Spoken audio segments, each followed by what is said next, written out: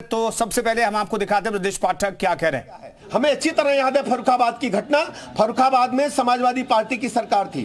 फर्रुखाबाद में पुलिस कप्तान को समाजवादी पार्टी के एमपी थे, उन्होंने उसके दफ्तर में जाकर थप्पड़ मारने का काम किया था। अखबार की फुटेज आप जो कटिंग है निकाल करके देख लीजिए और पुराने जो इलेक्ट्रॉनिक मीडिया के साथी हैं फुटेज निकाल करके देखें।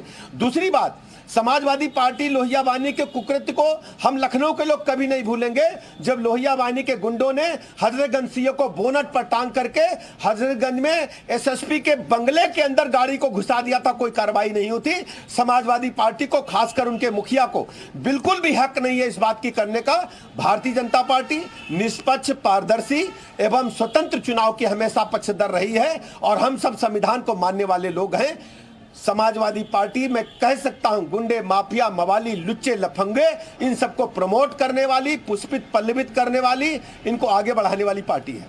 अखिलेश यादव ने कहा है कि अपने जो उनके वोटर्स हैं उनसे अपील भी की है कि वो बार बार जाके लगे, अगर उनको रोका जाता है। देखिए, भारतीय जनता पार्टी इस बात की पक्षधर है। हमने भी निर्वाचन आयोग में कई बार शिकायत किया, कंप्लेंट किया है कि समाजवादी पार्टी के गुंडे, माफिया भोले भाले ग्रामीणों को, मतदाताओं को सता रहे, धमका रहे कि अगर उन्होंने सपा कोट नहीं दिया तो हम गोली मार देंगे। और करहल में इसको उन्होंने दिखा दिया, एक दलित व्यक्ति की हत्या कर दी है। इस पर आप लोगों को भी संज्ञान लेना चाहिए और समाजवादी पार्टी को प्रदेश की जनता इसका मुंहतोड़ जवाब देगी।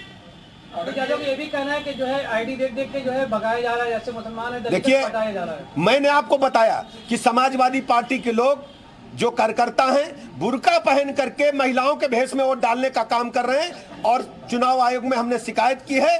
इस पर कड़ी कार्रवाई होगी। जो भी संविधान के खिलाफ काम करेगा, निर्वाचन आयोग के नियमों के खिलाफ काम करेगा, हमने निर्वाचन आयोग को दरखास्त दिया, इस पर कड़ी कार्रवाई हो। मुजफ्फरनगर, मुरादाबाद में सपा आरोप लगा रही है कि वहां वोट नहीं दिया जा रहा है, जबकि देखिए चुनाव में अपनी संभावित हार को देख करके समाजवादी पार्टी केवल फेस सेविंग कर रही है। भारतीय जनता पार्टी प्रचंड बहुमत के साथ इन 9 सीटों पर जीत रही है, ये मैं कहना चाहता हूँ। मदरसों और इसके अलावा मस्जिदों में बाहरी लोग भी हैं, ये हमने निर्वाचन आयोग को शिकायत किया है कि बड़ी संख्या में हुजूम इकट्ठा कर रहे हैं, जबकि निर्वाचन के नियम के मुताबिक आसपास निर्वाचन स्थल के जहां पर मतदान हो रहा है 144 दफा लगी होती है, वहां भीड़ इकट्ठा नहीं हो सकती। ये भीड़ इकट्ठा करके अधिकारियों को दबाव में लेकर के और खासकर बुर्का पहना करके पुरुषों को वोट डालवाने का असफल प्रयास कर रहे हैं। भारतीय जनता पार्टी ने इसकी कंप्लेंट निर्वाचन आयोग से की है। बहुत बहुत धन्यवाद आप सबको।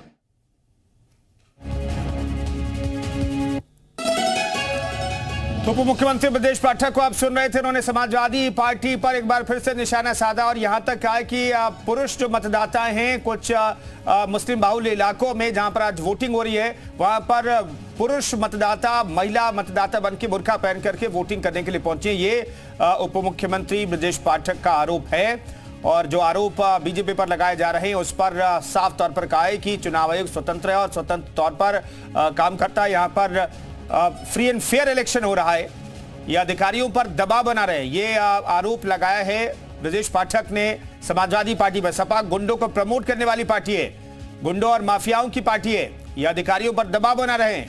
ये ब्रजेश पाठक ने गंभीर आरोप चुनाव के बीच में लगाए हैं। आज उपचुनाव हो रहा है, 9 सीटों पर वोटिंग जारी है और इन सब के बीच ब्रजेश पाठक ने कई गंभीर आरोप लगाए हैं समाजवादी पार्टी पर।